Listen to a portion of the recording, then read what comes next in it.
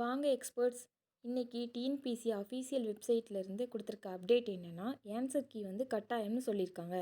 அதாவது குரூப் 4 மாதிரியான ஒரே கட்டமாக நடத்தப்படும் தேர்வுகளில் தேர்வானவரின் பட்டியல், அதாவது செலெக்ஷன் லிஸ்ட் வெளியேறதுக்கு முன்னாடியே இறுதி செய்யப்பட்ட விடைகளை, அதாவது டென்டேட்டிவ் ஆன்சர் கீ அல்லாமல் ஃபைனல் ஆன்சர் கீயை ரிலீஸ் பண்ணணும் அப்படின்னு சொல்லி உயர்நீதிமன்ற மதுரை கிளையை வந்து உத்தரவு பிறப்பிச்சிருக்காங்க.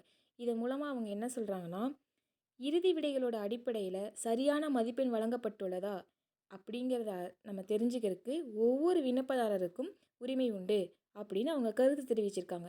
இதன் மூலயமா நம்ம எவ்வளோ ஆன்சர் போட்டிருக்கோம், கரெக்டான ஆன்சர், எவ்வளோ தவறான ஆன்சர் போட்டிருக்கோம், நம்மளுக்கான லிஸ்ட்டு அந்த நேமில் வரதுக்கான எலிஜிபிலிட்டி நம்மளுக்கு இருக்கா அப்படிங்கிறதெல்லாம் ஃபுல்லாக செக் பண்ணுறதுக்கான வாய்ப்பு நம்மளுக்கு கொடுக்குறாங்க.